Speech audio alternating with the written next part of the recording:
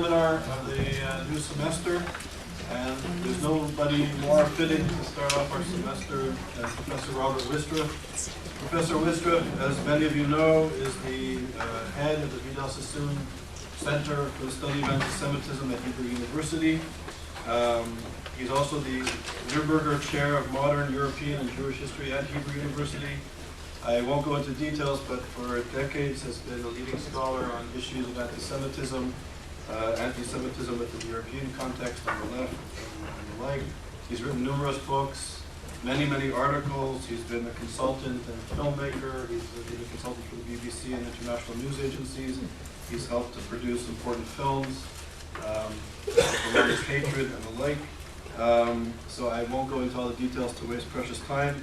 And as you can see here, it's a very important contribution to the whole discourse and discussions about anti-Semitism within the historical context, but also Professor Wistrich is also focusing on contemporary issues and shedding light on an area that's not only understudied, but I would argue, at least from my perspective, really not understood by the academy, by the media, and certainly by policymakers. And Professor Wistrich's contribution in A Lethal Obsession, I think, is very important, and I would urge you to purchase the books.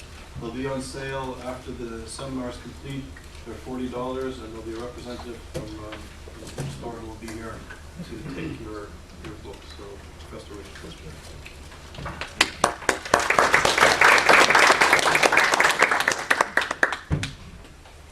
First of all, I would like to thank Charles Small for inviting me here.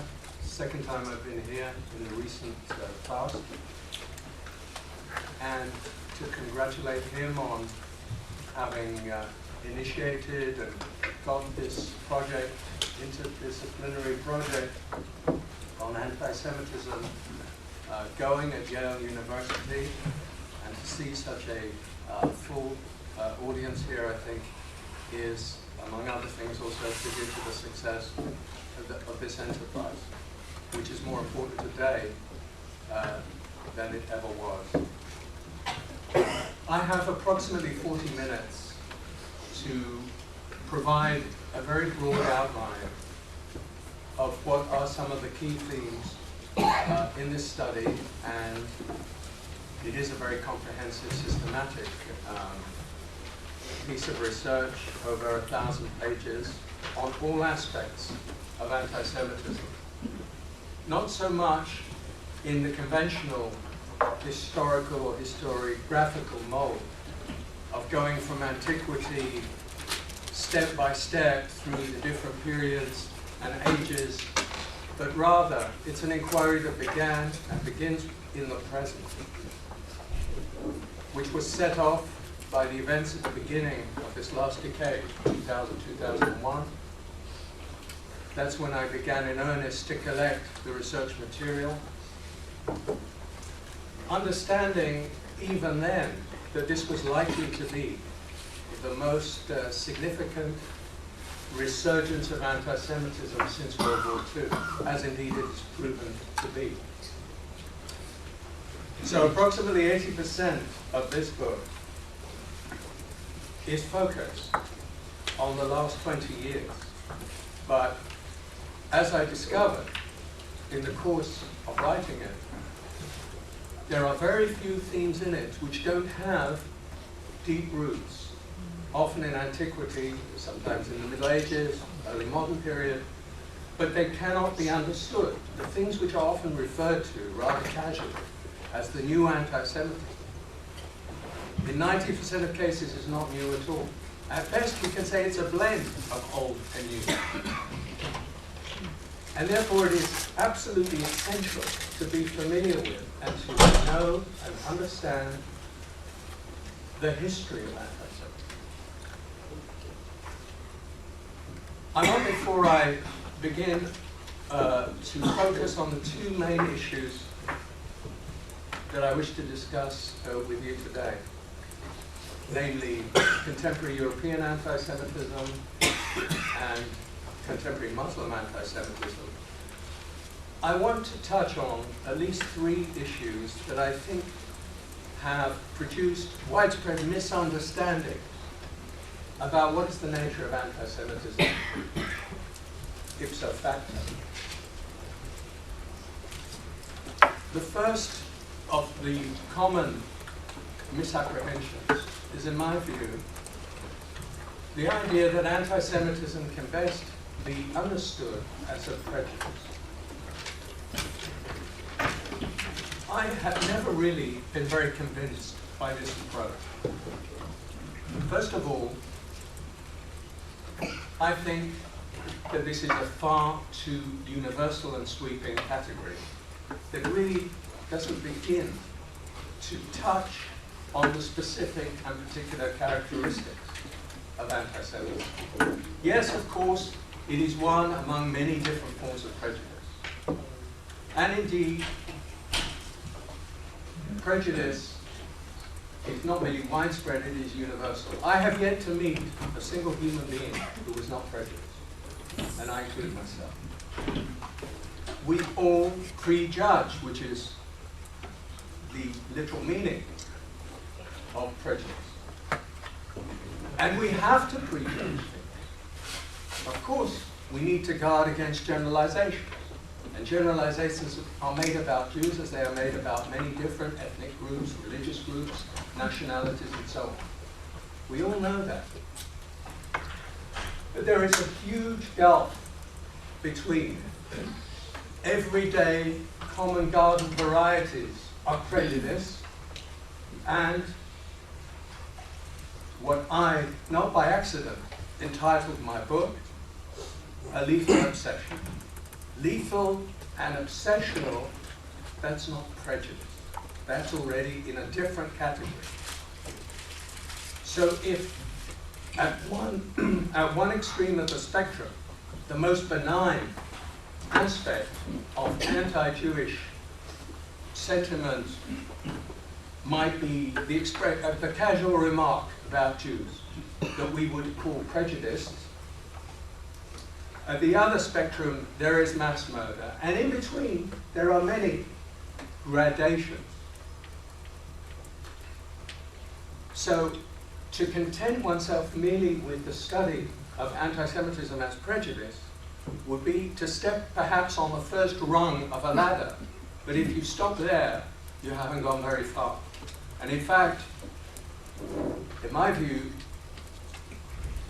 you've contributed very little to the understanding of the more dangerous, the more virulent, let alone violent forms of anti-Semitism. The second point, which we hear all the time, I heard it at Indiana University, where they are about to launch a center for the study of anti-Semitism. Heard it from the dean of the faculty, as I've heard it thousands of times from others, who basically said the reason we have to study anti-Semitism is because it is a form of racism. And it will help us to illuminate the wider phenomenon of racism. I disagree. I think there are forms of anti-Semitism which are indeed racist. And racism was one factor, although in my view overrated. Racism was one factor that led to the escalation of anti-Semitism in Germany and to the Holocaust. But it was not necessarily the driving force of that anti-Semitism. And there are a number of obvious points to be made. I won't go into this at length. The first is that anti-Semitism has a far longer history than modern racism. Modern racist theories and the basis on which they were constructed probably emerges at least 1,500 years after anti-Semitism is thoroughly embedded in European society and in some other parts of the world. And that anti-Semitism owed absolutely nothing, zilch, to racist thinking. So it's very important to understand that. These people don't. And then they start a reductivist way of thinking which reduces anti-Semitism to some kind of subcategory of racist prejudice. And they don't even begin, in my view, to grasp the special characteristics of what I called back in 1990, and I actually coined the term 20 years ago, the longest hatred. I do believe that anti-Semitism is the longest hatred. Another point, which I think could provide fuel for discussion later, is that anti-Semitism, apart from having a long history and therefore many continuities, which I seek to bring out in my book, also changes and even mutates, which is somewhat puzzling. How can a phenomenon be so persistent over time, so seemingly ubiquitous, and demonstrate so many continuities, and yet at the same time be capable of constant transformation, often assuming an almost protean quality, able to adapt? Anti-Semites in every generation, wherever they're coming from, whether they're coming from the right or the left, whether they're religiously or secularly minded, whether they're Christian or Muslim or atheist, whatever. Anti-Semites seem to have learned how to adapt themselves to the zeitgeist, to use the costume of the time and to update what are often very repetitive assumptions. So the just as Jews themselves could be said to be highly adaptable people and very protean, which is part of the anti-Semitic description, but is also true in its own right. So anti-Semites seem to accompany the Jews. Sometimes I think of it metaphorically as a shadow that is accompanying the Jewish people in its long march through the exile or the galut, but which has persisted and continued even after the foundation of the State of Israel, and indeed has asserted itself with renewed vigor in recent decades. One last general point, which is the contradictory nature of so many anti-Semitic arguments. It never fails to strike me. The logical non sequiturs, the ways in which anti-Semitism describes the Jews simultaneously with characteristics that in all other circumstances would be considered mutually contradictory. For example, Jews are particularists. They are tribal people. They are parochial. They only care about themselves. They are clannish. That is one very well-known stereotypical representation of Jews with a long history. And at the same time, you find the representation of the Jew or the Jewish people as being highly cosmopolitan, as being international, a transnational people with no roots and nomadic and so on and so forth. And these two notions often coexist. Sometimes the same person can even maintain it without being aware of the contradiction.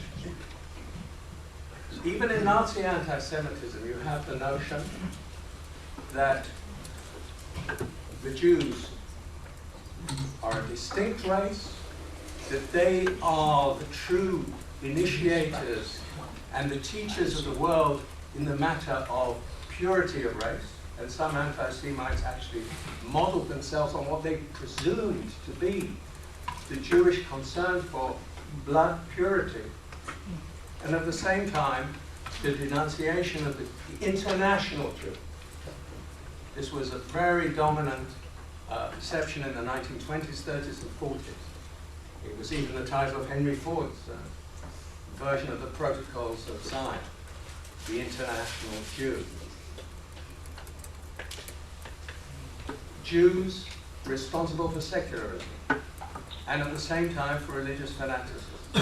Some of the great Enlightenment figures in Europe, as opposed to the United States, it should be said, particularly Voltaire, was very fond of claiming that it was this small, insignificant, barbarous, superstitious people called the Jews, who dared to presume that they were a chosen people, who had in fact introduced the plague of monotheism into the world. And this, after 1,500 years or more, where the cry of the Jews as the Christ killers had resounded through Europe and continued to do right down into the 20th century. So the Jews are the Christ killers on the one hand, and on the other hand, they are the inventors of monotheism, and that is their original sin. That particular perception in the 19th and 20th centuries you find among atheistic anti-Semites. And let nobody think that the problem resides in the Jewish religion. But for atheists it does, because it is, for the atheistic anti-Semite, because for them, and they are all the disciples or the children of Voltaire, Judaism is the source of Christian fanaticism.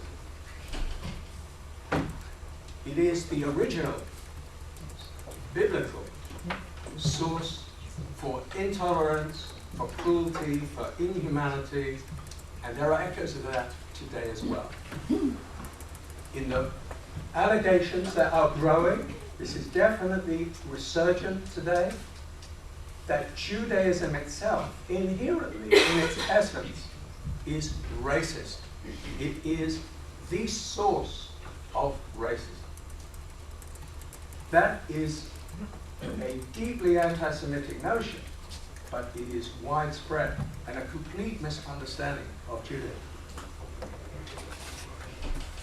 And of course, that famous contradiction that we are all aware of, that the Jews were the inventors of capitalism, and at the same time, they were the architects, the organizers, and the driving force of communism. And this has been astonishingly persistent. It did not begin with the Nazi movement, although they exploited this idea to great effect. It began already in the mid-19th century, and to the best of my knowledge, its first significant source was none other than a famous Russian revolutionary and the father of modern anarchism, Mikhail Bakunin. Because in 1869, he claimed that there was indeed a world Jewish conspiracy long before the Protocols of the Elders of Zion, and that world Jewish conspiracy is symbolized by two names. Karl Marx, with whom he was in a state at that time of ideological enmity in the extreme, and Rothschild.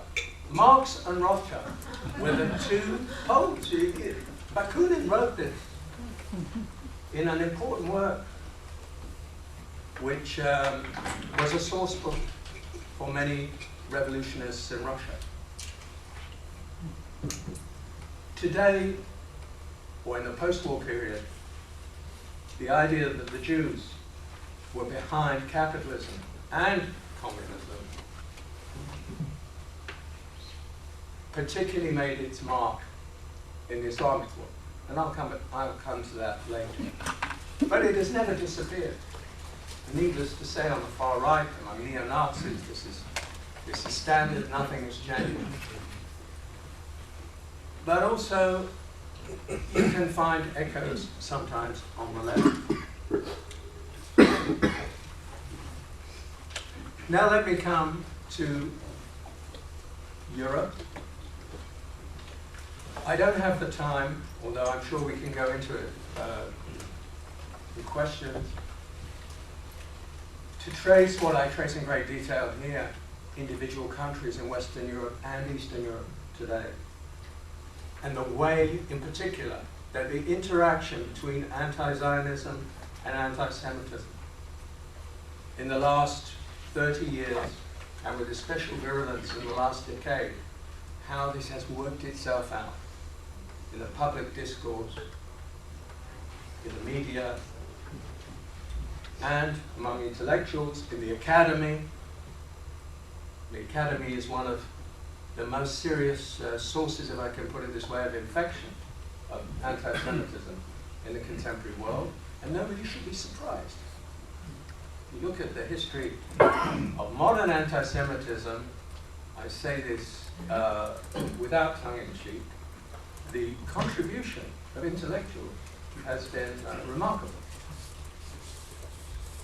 And there is absolutely no grounds for the assumption that because people, this is an assumption I've often encountered in America, but also elsewhere, the assumption that because people are more educated, because they are supposedly have been taught to think critically, that they're going to be immune or immunized against anti-Semitic sentiments.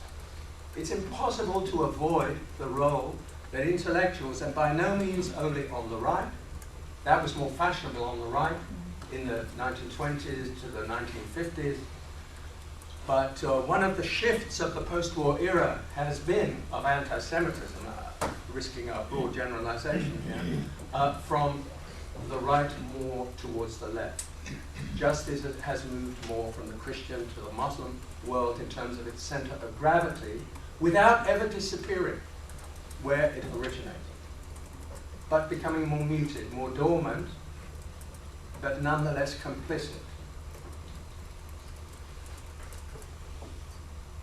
Rather than discuss individual countries, particularly Britain, France, Germany, Spain, Scandinavia, they're all examples which are multiplied many times over in my book, which are mind-boggling, literally. When you start putting them together and connecting the dots. I would like to say something about the left, because the time has come, in fact it's long overdue, to get to grips with why the left, in a moment I'll qualify that, that's a very broad category as I know, why the left has allowed itself to become infected by the malady of anti-Semitism, even while frequently vehemently denying the fact. That too has a long history. I have a chapter on the 19th century socialists, anarchists, different varieties of left-wing thought, which were thoroughly permeated from Karl Marx and the French socialists in the 1830s and 40s onwards, with this association of Jews with capitalism, Jews as an exploitative, parasitic group, questioning the right of Jews to maintain a separate identity of any kind as being anything more than a reactionary relic of the Middle Ages in the best of cases. And that, of course, was an inheritance that was then taken on board by the communist movement and became anchored in communist dogma. There is a problem with the left which is very obvious when you seek to compare it with right-wing anti-Semitism. That the left claims to observe and to be dedicated to universalist principles. That the left sees itself as being on the side of emancipation, universal human emancipation, opposition to all forms of racism, discrimination, etc., etc. The brotherhood of man. But in practice, the record at best is mixed and often very dull. Let's just take, for the purpose of the post-war era, the contribution, quote unquote, of Stalin. This is an important section in my book because I think it's widely overlooked. That in many respects, the godfather of post-war anti-Zionist anti-Semitism, anti-Zionist definitely in quotation marks, was Joseph Stalin, Comrade Stalin, father of the peoples, the great light of humanity, and fondly known in this country during the wartime alliance as Uncle Joe. Anybody remember that? We have a witness. I remember a living witness. known as a Tolstoy killer. I never heard that one. How old are you? I was born just after the war in the Soviet Union, so I know what I speak. And I also read Russian, and I can tell you that Stalin, to this day, I feel the definitive work has not been written and needs to be written about the Jews of Stalin. Not Stalin and the Jews. On that there is quite a significant literature which clearly shows that Stalin was an anti-Semite from an early age, that he quite cunningly and successfully disguised the fact for many years, that it exploded with full force, I would say even pathologically, after 1945. And notwithstanding the fact, one of the astounding paradoxes of history which never fails to offer up surprises, that Stalin was not just the godfather of post-war anti-Semitism on the left and of the anti-Zionist variety, but he was also the godfather of the Jewish state. Because without his agreement, whether it was active or passive, it's hard to be certain that Czechoslovakia, which was already more or less in the Soviet bloc, would provide Israel with desperately needed armaments to continue its war of independence. Who knows what the outcome of the 1948 war, which established Israel, would have been. And this was at a time when the United States put an embargo on arms to Israel. And apart from President Truman, all the elite of the American administration was opposed to the establishment of Israel. A time when the British Empire did everything in its power to abort the foundation of Israel. And the Soviet Union was there and supported something conveniently forgotten by the left of our time. They have nothing to say about that. And communists around the world supported the state of Israel because Comrade Stalin and the Soviet leadership were in favor. And they made speeches at the United Nations, Zionist speeches, even though they were doctrinally anti-Zionist. So that needs to be remembered. Just before Stalin died, in March 1953, fortunately indeed, he died at that time, he was unable to implement the plan that he had developed for the mass deportation of Soviet Jewry, more than 3 million strong, to Siberia and Kazakhstan. You asked where I was born, that's where I was born. But fortunately I left before this plan. Not in the Ukraine. So, there was a plan, and it was quite elaborate. But Stalin died, as you know, in circumstances that have never been fully clarified.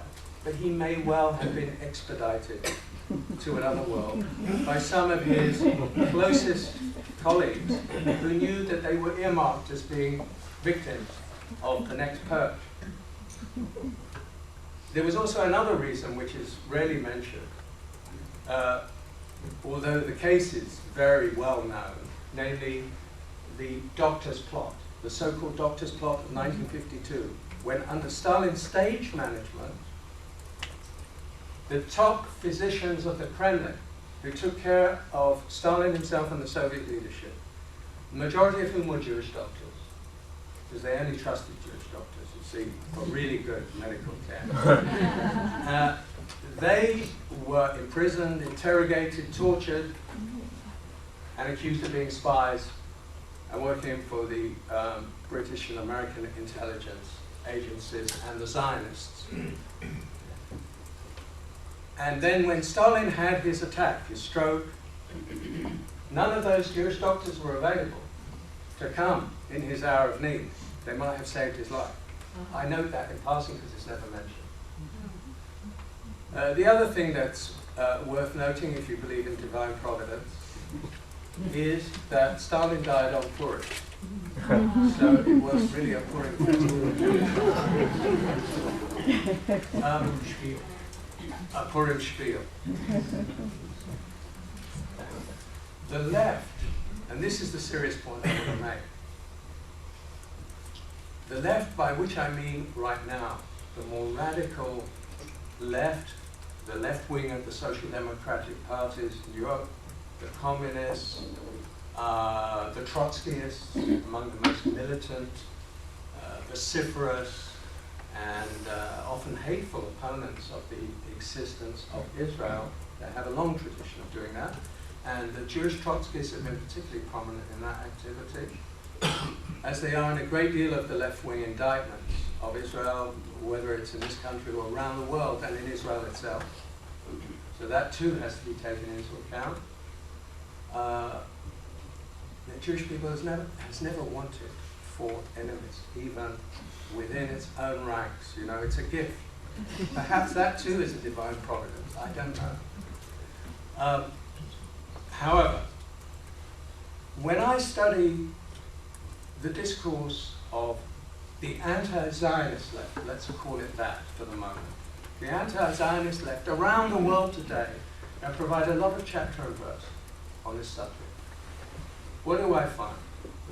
It's almost as if they were copying, without knowing it, plagiarizing, all the wooden language of the totalitarian Soviet system in the 60s, 70s, and early 80s. It's the same mantras, the same empty propagandist rhetoric. Zionism equals fascism, equals racism, equals apartheid, equals Nazism, equals imperialism, equals colonialism. It's the darkest form of reaction that exists. It's the enemy of progress. It's the enemy of peace and humanity. We could go on and on and on reciting the different labels that have been attached, all of them derogatory, all of them indicating that Zionism is not merely illegitimate, and the state of Israel, based on its foundations, is totally illegitimate, but that it is an offense, a stain on progressive humanity. Every word of this was pumped into the system, so to speak, by a powerful state, a superpower in its day, for decades in the Soviet Union, to serve partly foreign policy and partly domestic policy objectives. The Soviet Union came and went, but that legacy, irrespective of whether the contemporary left is aware of it or not, probably not even aware of it, because it doesn't even know its Marx and Engels anymore. It's the same language, and it's totally disconnected from reality. I want the remaining few minutes to say something about what is unquestionably, and therefore I devoted 5 chapters to the subject, the last 5 chapters, the most dynamic, the most disturbing, the most dangerous, the most, to put it bluntly, genocidal form of anti-Semitism today. When I say genocidal, I mean potentially genocidal. Fortunately, there is one vital difference between 1939, 1940, and 2009, 2010. There are many similarities, far more than people want to address, but there is one fundamental, crucial difference. and that is that the Jewish people are not powerless, that they have a modicum of power, that there is a state of Israel, that it has a deterrent force. That makes a huge difference. One of the continuing facts about anti-Semitism, which we must never ignore, is that the Jews were persecuted for so many centuries because they had no defense. There were all kinds of religious, secular, socio-economic and other reasons, and they are fairly well known. But to be a minority, and a minority of some importance, which fulfilled some important economic and other roles, and which is fundamentally connected to the Christian narrative, because the position of the Jews in the Christian world is unlike that of any other group. Because the whole basis of Christianity would crumble and fall if there were no Judaism. That's one of the terrible ironies of that long history of persecution. Because Christianity sought in establishing its identity and in creating the basis of its own power and its expansion throughout the world to negate Judaism and to claim that the raison d'etre of the Jews as a people had ceased with the emergence of Christ. At the same time, they needed the Jewish people to survive as a witness to the Christian truth. This was the Augustinian doctrine. Therefore, that's one of the reasons why, even in the worst periods of Christian demonology of the Jews in the Middle Ages, there was no final solution, quote unquote. The Jews had to be permitted to live, albeit in humiliating and degrading circumstances, to bear witness to the truth, and eventually to come round to that truth, to see the light. See the light meaning to convert to Christianity. And only then would the final redemption come. Now in Islam, the theology is somewhat different. There is no story of the crucifixion, nothing parallel to the Christ killers. But Muhammad waged a war against the Jews in the Arabian Peninsula. And he killed the males of one tribe and enslaved the women and children and expelled the other tribe. That war of Muhammad, which he instigated against the Jews in 7th century Arabia, is a very important theme of contemporary Islamic fundamentalism. We constantly go back to this inspiring example. If it was done then, it can be done again. It can be repeated. Islam, therefore, has, at its core, elements in its narrative in the Quran, and also in the sayings attributed to Muhammad, which are anti-Jewish. It's true you can also find other passages in the Quran which are less hostile, although I didn't yet come across any that are friendly. But that could also be said about the New Testament as well.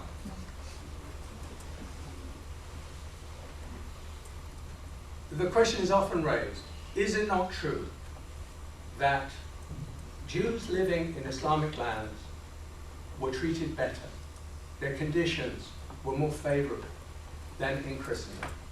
Is it not true that Islamic civilization was more tolerant, more pluralistic, and that up until the 20th century, Islam and Muslims in general did not have a major problem with Jews? I would say on balance, that is a very rosy, idyllic picture. It has some elements of truth depending which place, at what time we're speaking about. There was a moment, an important moment of convivencia in Spain, of collaboration, cooperation. Jews reached high positions. They wrote in Arabic. There was a kind of symbiosis for a while in Spain, which turned. sour, not just on the Christian side, although it was far worse there because the Catholicization of Spain in the 15th century led to the expulsion of Jews, and before that to the mass conversion of Jews and the Inquisition as a result of that, and also the expulsion of the Muslims, which came a little bit later. The Ottoman Empire was something of an exception.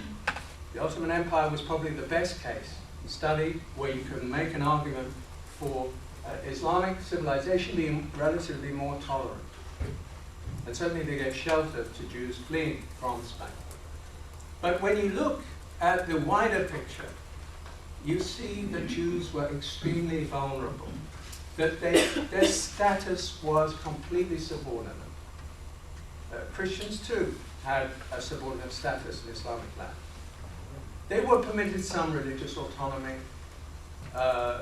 They were not subjected to the same level of demonization as existed in Christian Europe, but relations were uneasy. Periodically there were pogroms.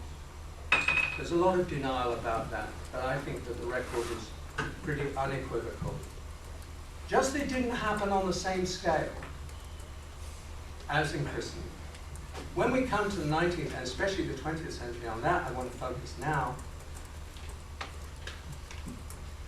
the main argument that is introduced by the apologists, whether of the Palestinian cause or of Islam as a whole, or the anti-Zionists,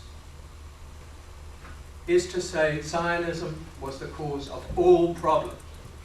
No Zionism, no crisis in Muslim-Jewish relations. No Zionism, no Israel, no Arab anti-Semitism, no Muslim anti-Semitism. How many times have you not heard that? I would like just very briefly to make a number of points. At great length I go into this question in a moment.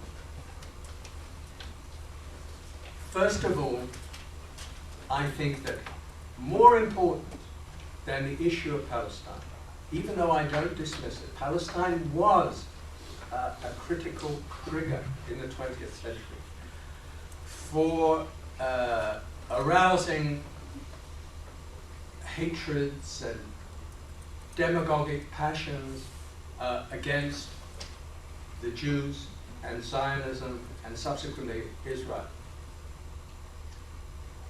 I think the failed Muslim encounter with modernity in the long run is more significant, because in most of the Arab world in particular, that is the most obvious, the most striking conclusion you can draw from the last 100 years. And it's a massive failure. I won't go into, but you can easily refer to it, the reports composed actually by Arab intellectuals on behalf of UNESCO about human development in the Arab world. And the deficit in education, in attitudes to women, in the lack of translations, the lack of cultural interchange, of course the lack of freedom, fundamental. The stagnation of the Arab world. And large chunks of the Muslim world. A few exceptions here and there, such as Turkey, which was the one example of a relatively secularized Muslim republic after 1920, which is also now beginning to go in a different direction. So, accompanied by anti-Semitism, it should be said. So, this failed encounter with modernity produced many of the symptoms that made the Arab world receptive to European-style anti-Semitism, which itself was partly a response to a failed encounter with modernity. For instance, the opposition to, or the belief that the Jews were the inspirers of liberalism, of socialism, of communism, of secularism, That's a familiar European idea. Many Catholics, Protestants, and others held that belief. In the Muslim world, it has been extremely effective. In the 1930s and 40s, this is a key link to today. You all have heard, of course, of the leader of the Palestinian Arab National Movement, Haj Amin Mohammed al-Husseini. For 40 years, he was the dominant figure of Palestinian nationalism from 1920 to the 1960s. Haj Amin, from the early 1930s, apart from being a Palestinian nationalist and a radical fundamentalist, very close to the worldview of the founder of Islamic fundamentalism, the Egyptian, Hassan al-Banna, Haj Amin was also an anti-Semite of the first order. Don't let anybody tell you this was anti-Zionism. Anti-Zionism was one element, opposition, in other words, the creation of a Jewish national home in Palestine. Of course, that was an element in Haj Amin's political activity. It was fundamental to it. But the anti-Semitism of Haj Amin, and he was one of a number of leading figures of Arab nationalism of that time, and of the Muslim Brotherhood in Egypt. Their doctrines, their teachings, their propaganda is riddled with anti-Semitism of the worst kind. And hence it's no accident that in his years in Berlin, between 1941 and 1945, he's not merely an ally and a collaborator of Adolf Hitler. His best friends in Berlin are Heinrich Himmler and Adolf Eichmann. And Haj Amin was very interested in the death camps and making sure that they were working efficiently, because he knew about the final solution, and he made sure that not one single Jewish man, woman, or child would be allowed to leave the European continent while the final solution was being implemented.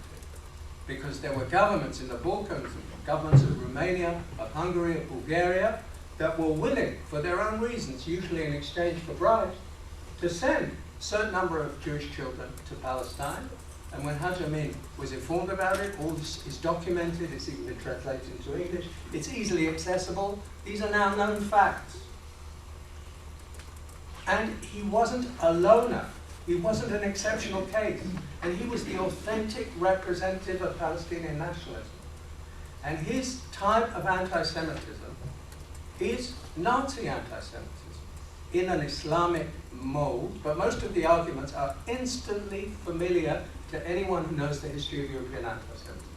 And they are mixed with some Islamic and Quranic slogans and reference to Muhammad's war against the Jews and so on. And since then, you look at all the movements that we read about every day in our newspapers and on television and on the internet.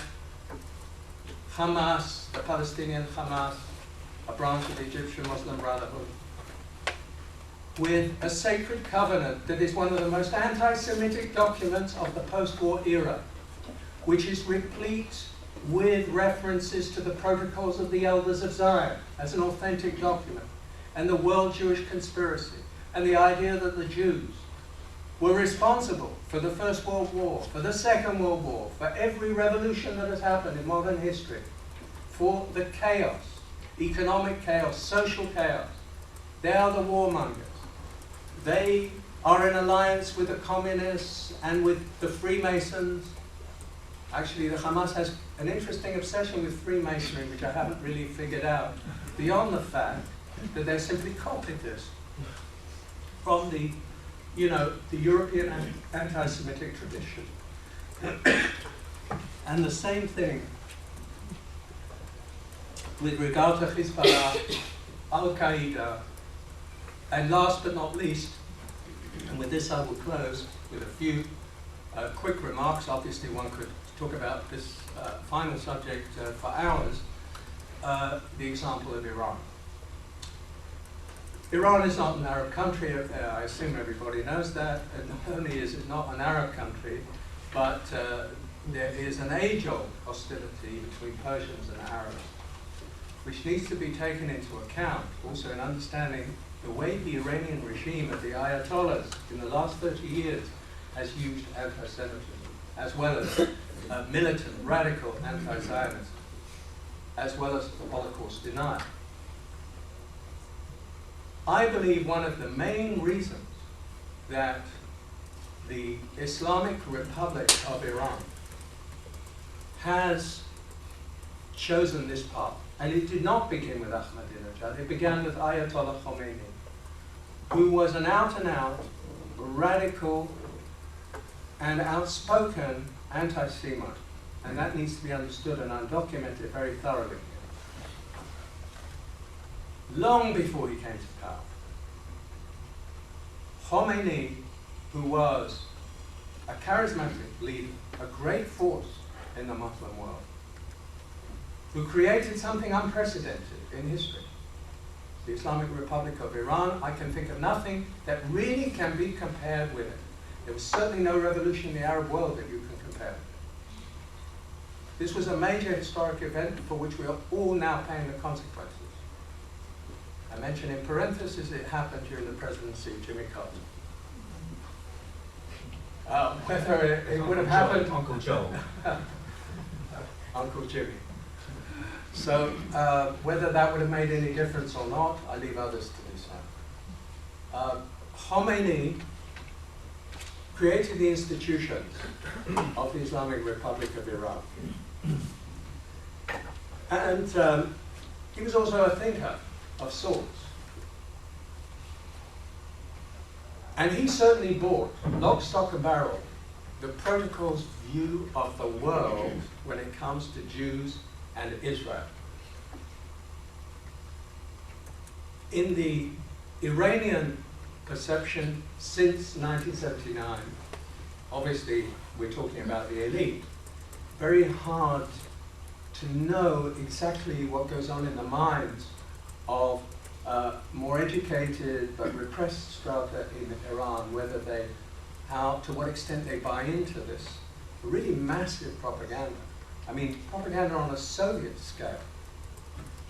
They probably learned a few lessons there. Death to America, death to Israel, that has been the ritual chant for 30 years of all demonstrations, mass demonstrations in Iran. America is the great Satan, and Israel is the little Satan. And sometimes the little Satan even assumes greater importance than the great Satan in the eyes of the Iranian leadership. Ahmadinejad introduced, I think, two elements that were latent previously, but which he has escalated, which is why we're in the position we're in now.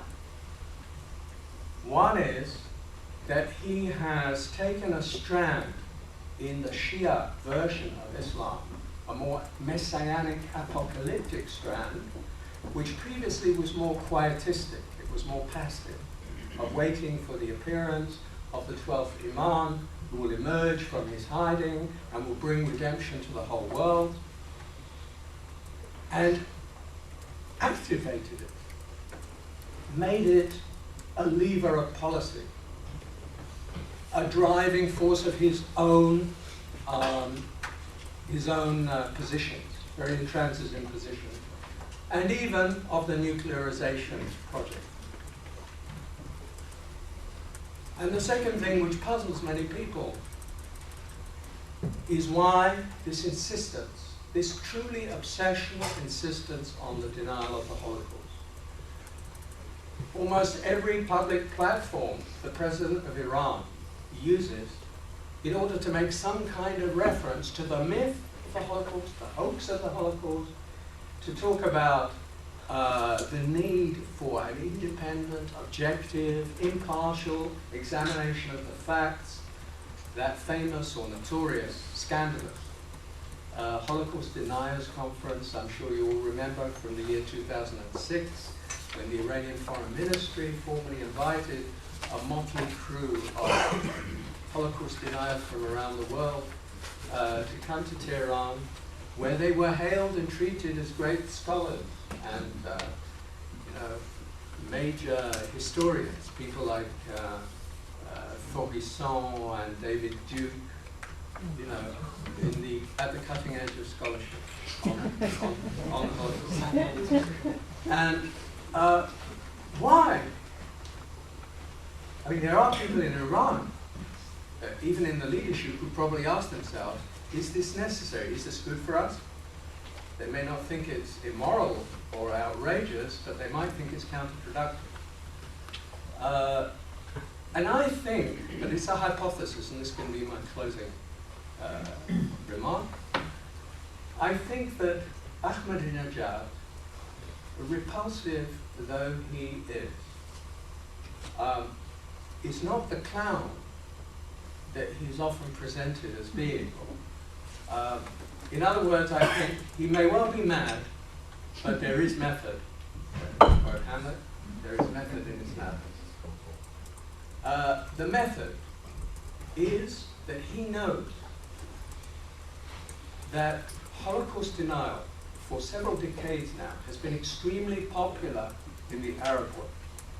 And as part of the Iranian drive for hegemony, first in the Persian Gulf, then in the wider Middle East and beyond, reaching out to the Arab street, reaching out over the heads of the rulers of Arab states who are treated in the most vitriolic way, so in Iranian propaganda, as treacherous and treacherous lackeys of the West, reaching out to the masses beyond, the reach of their rulers, using Holocaust denial and the kind of extreme forms of anti-Semitism which are standard now in Iran, goes down well. And combined with anti-Western, anti-American propaganda, it has proved to be quite effective in creating a bridge over the Shia-Sunni divide and beyond the Persian-Arab antagonism. I think this is one of the calculations. I don't think it's the whole explanation, but it is something that we need to take into account, because this may be more successful than we assume. Because from a Western standpoint, this, of course, appears incomprehensible.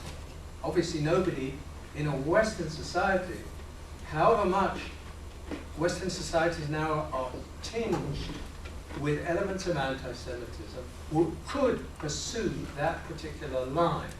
And it has led to condemnations from the West, although no particular energizing intervention in Iran's drive towards nuclearization.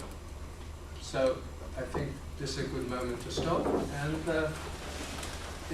and set out on a discussion.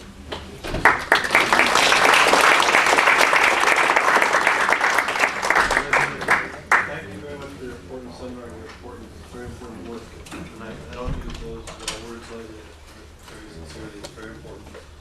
And just to pick up on your last point, you spoke about how Ahmadinejad is using Holocaust denial. He's also using protocols of the other design, which you also mentioned. And I remember when I was at the Geneva Convention last year with the Durban II conference, Ahmadinejad was the only leader of a country to come to the General Assembly to speak on a global platform, and his narrative, as you know, was based on the protocols of the other design. And my feeling, my hypothesis is that this is really beginning to have traction, and that this may even be more dangerous than the nuclear weapons program that he's pursuing, the regime was pursuing. And that this traction, you see it in South Africa, when the deputy foreign minister stood up in Soweto and spoke about how Jews were sucking the economy, sucking the funds out of the economy in New York, and she received a standing ovation for 20 minutes. There was a young woman in Connecticut who was shot in a cafe by a stalker, a young man. This man killed a young girl who was a waitress in the cafe, and he had the protocols of the other design in his knapsack. Venezuela.